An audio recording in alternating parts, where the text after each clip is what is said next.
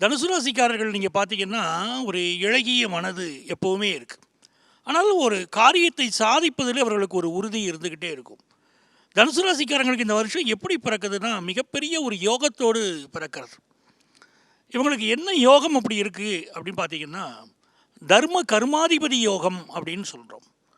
இந்த உலகத்தில் மிகச்சிறந்த யோகம் என்று அந்த யோகம் குறிப்பிடப்படுகிறது ஜோதிட சாஸ்திரங்கள்லமா. அப்போ இப்படி ஒரு யோகத்தோடு பிறக்குதுன்னா இந்த ஆண்டு புகழின் உச்சிக்கு செல்லக்கூடிய ராசின்னு எடுத்துக்கிடலாம். ஏன்னா இவங்க பண்ணின தர்மம், தர்மாதிபதியாக இருக்கக்கூடிய சூரியன் ராசியில் இருக்கார், கர்மாதிபதியாக இருக்கக்கூடிய புதன் இவங்க ராசியில் இருக்கார். அப்படி தான் வருஷம் துவங்குறது.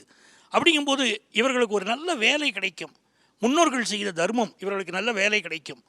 அதே மாதிரி நல்ல புகழ் கிடைக்கும். இந்த எழுத்தாளர்கள், பேச்சாளர்கள் நல்ல பெயரும் புகழும் பெறுவார்கள். அதில் நீங்கள் ஒரு பிஸ்னஸ் பண்ணிக்கிட்டு இருக்கீங்க, எக்ஸ்போர்ட் பிஸ்னஸ் முயற்சியெல்லாம் இப்போ பண்ணலாம், ரொம்ப சக்ஸஸ் ஆகும். சார் எனக்கு லாஸ்ட் இயர் சரியில்லாமல் இருந்துச்சு சார், இந்த வருஷம் பண்ணுங்க நல்லா இருப்பீங்க, பெரிய முன்னேற்றம் வந்து சேரும். ஒரு படிக்கக்கூடிய ஸ்டூடெண்ட் எவ்வளவோ கஷ்டப்படுறாரு, நான் ஃபாரினில் போய் படிக்கணும்னு நினைக்கிறாரு, எங்கள் அப்பா அம்மாவால் படிக்க வைக்க முடியாதுன்னு நினைக்கிறாங்க. இந்த காலகட்டத்தில் நீங்கள் முயற்சி பண்ணினா ஏதாவது உதவிகள் உங்களுக்கு கிடைக்கும், நீங்கள் ஃபாரினில் போய் படிக்க முடியும். அப்படி நிறைய உயர்வுகள் உண்டு. 3ஆம் இடத்தில் இருக்கக்கூடிய சனியும் சுக்கிரனும் உங்கள் முயற்சிகளில் பெரிய வெற்றியை தரப்போகிறாங்க. வருஷம் ஆரம்பிக்கும் போது 3ஆம் இடத்துல சனி இருக்கார், பெரிய வெற்றியை தரப்போகிறாங்க. அதாவது 3ஆம் இடத்துல சனி இருக்கிறது அவ்வளோ பெரிய உயர்வு, வெற்றியை கொடுத்துருவார், செல்வ செழிப்பை கொடுப்பார். 4வது ஸ்தானத்தில் போய் இந்த சனி பகவான் உட்காருகிற போது தான் விஷயமே இருக்குது. இவர்களுக்கு அர்த்தாஷ்டம சனி அப்படின்னு ஆரம்பிக்கிறது. அப்போ அம்மாவுடைய உடல் நலத்தில் கவனம் எடுத்துக்கணும்.